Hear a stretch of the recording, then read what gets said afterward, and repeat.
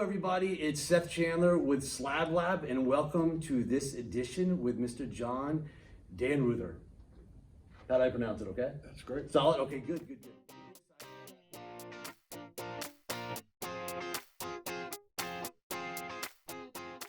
Really excited to have, better known as JD, on with us. He's probably, don't let this go to your head, but you're probably the finest numismatist that I know. And you're always so willing to share your knowledge, share your experiences, and it goes way back. And I'm really excited to actually get your story on video in your own words. Okay, so let's just have fun with it, okay? Yeah. Let's have a good time with it. So let's start with the basics, where are you from and where'd you grow up and all that? Yeah, I grew up in the middle of nowhere, a small town in Mississippi. I was born in Canton, Mississippi, which is a little bit larger, but when I was 4 years old, we moved to a tiny town in the Delta, Anguilla. There's 500 people, just a really tiny town. But it doesn't matter where you grew up. It's how your life experiences. You can be born in a big city or a small town, and you can develop your life how you do it. And that's. I was interested in stamps first when I was young, and my father was a coin collector and collected other things, and gave my brother and I 100 silver dollars when I was about 6 or 7 years old. Wow, that's a big deal back then. It was a big deal, and pretty soon I was punching my Lincoln cents and Indian cents into a Whitman folder. My mother knew a guy that was a postmaster in a town where she grew up, and she knew that he had anytime anybody came in and with Indian cents and bought stamps, he put them aside. So we called him up one day. I was probably 6 or 7 years old, and he said, "Yeah, I still have." He'd retired, and he had a box of Indian head cents under his bed. So we made a deal with him and drove over for a couple of hours to pick them up. It was over 1,500 Indian head cents, and so that really got me excited because my Indian head cent book had a lot of holes in it. And I filled virtually everything. Obviously, there was no 77 or 1908S or 9S, but there was a Call 1871 that I was able to plug into my little Whitman folder. And my Lincoln cents were missing the keys, of course, the 9S, the 9S VDB. I found a 14D in change. Wow, or not cool. In change, looking through bags. I never got a 31S, so those were my. What was that feeling like when you came across that 14D? That was amazing. My father found a couple of them. He found a couple of 16D dimes. I mean, it was great. My mother worked in a bank, so we were able to get. So about what year is this? This is like 1955 to 56. So you could still find 16D. It was amazing. Obviously, we were looking for 50D nickels, and we would get a bag of nickels and a bag of cents to look through on the weekend. And the stuff you found was amazing sometimes, because obviously 50D nickels in 1955 or 56 weren't worth very much, but in a couple of years they went up a bunch. But we were able to find virtually everything because we lived where we lived. We didn't get many S mints. The San Francisco coins didn't come. So it was funny. You could sell 1951S nickels for a premium. So we would pull out 51S nickels, 50Ps, 50Ds, of course, and 38 DNS and 39 DNS. So did you sell a lot of these coins, and they kind of financed the coins you wanted to buy? Well, my father started a little business, VJ Dannreuther and Sons, and we advertised after we bought the Indian head cents in the shoebox. We advertised 3 different dates for 35 cents, and you had to send a self-addressed stamped envelope, and which was 6 cents. So we would get the orders in. We advertised in the back of Numismatic News a little classified ad. And 3 different dates, and of course I know better today, but we would take an index card and tape the 3 cents on there and put them in the envelope, seal it up, and take it to the post office. So we made money that way. And finding 50D nickels, my brother and I mowed yards during the summer. I made more money looking through coins than, in fact, one day my parents told me this story later on. I don't remember saying this, but I looked at them. I was probably 7 years old, and said, "Why don't people quit their jobs and just look through coins?" And they started laughing, of course. But to me, it made sense, because I was like, every time we found a 50D nickel, we'd get $1, $1.50 for it. My father and I would split the profit. So, That's a lot of money back then, as a too. kid, yeah, right. Gas was 35 cents a gallon, so it was. I got hooked early. Like I said, I started off in stamps, but very quickly I became a coin person. And I still liked stamps. I still collected stamps, but coins were my main hobby after probably a year. I still loved stamps and would put the hinges on my H.E. Harris packages and put them in my album, but coins were my main focus. Yeah, that's cool. So the bug bit, the numismatic bug bit, as they say. It hit me hard. My brother and my mother, didn't collect. They looked at my father and I, we were the collectors. Sure. I think it's really cool you had a business with your brother and your father at such a young age. It taught you the basics of doing business and doing business the right way. Right, I understood it. He would type up a list, buy, sell, trade, and of course it was on a manual typewriter and carbon paper, and he had maybe 40 or 50 people that he would send it out to. And during the summers, there was a guy that came down to our town from Jackson, Tennessee, that was a coin collector, and we would sit and trade with him. Sure. And buy and sell, and he had his sayings of the money's made in the buy. We all know that. And then when you do a trade, always get some boot. And I had to ask my father. I said, "What does he mean?" Well, when you finish a trade, you go, "Okay, I'll trade you this coin for that coin, but you need to throw in that 32D quarter to finish off the trade. Get a little boot in there." So tell us about when you're your upper teens. How did your collecting take shape? Were you starting to deal in coins more? I started doing sports and interested in other activities, girls. I mean, obviously all of that comes along when you're a teenager. So I still looked at coins and still collected them, but that was a secondary thing. Obviously, going to high school, and then when I went to college, I would look through my change. I remember getting an '09 VDB penny in XF and change at a restaurant, and I would put them up on my dresser, because when I went to college, I sold my collection to my father, and people look at me and, "You did what?" I deposited over 300 silver dollars into the bank. They were worth $1.05 in 1966. The next year they were $1.25. The next year $1.50. But it wasn't worth driving to sell them for $1.05. And so they just stacked them up on the counter, counted them, and put them in my checking account. So did you went to college after high school? I did. I attended 4 years of college. I was appointed to the Naval Academy. The summer of '66, I went up and took the physical in Millington, Tennessee at the Naval Air Station, and they pulled me out of line after about 3 or 4 hours, and I'm like, "What's up?" And they go, "Well, you failed." And I go, "What did I fail?" They go, "The eye test."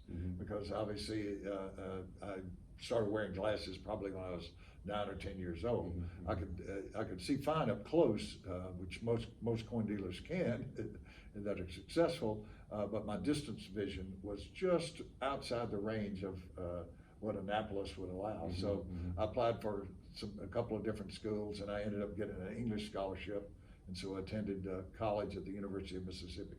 Gotcha. Okay, that sounds cool. Okay, so you graduated from college. Once you were done, did you immediately go into the coin business, or did you do other things? I did not. I'd started playing in a band when I was about 14 or 15. Okay, and so you were pretty cool as a teenager. I got into. I was always into music. My mother was a classical pianist. My father played the trumpet. My brother was a bass player. We were a very musical family. Plus, I got exposed. My mother exposed me to classical music and jazz when I was young, and so I had a good appreciation for different types of music. So when I started playing in a band, when I went to college, that was my spending money. Because we would play on the weekends, and sometimes it was high school dances, sometimes it was fraternity parties at college, but that was my spending money. So I made extra money doing that. And so after college, our band was like, "What do we do?" So we decided to go to New Orleans and play on Bourbon Street. And after about 6 months, it's a hard life. Yeah. And what year was this? What time frame? This would be 1970, 71. That's still got to be pretty cool looking back. You're in New Yeah, Orleans no, I mean, playing in a band in the 70s. it was fun. Yeah, Yeah. no, I mean, Yeah. I still enjoy music. I still Uh-huh. have guitars and still play occasionally, but obviously not professionally anymore. And the guys in the band just all went, we're out, and they left.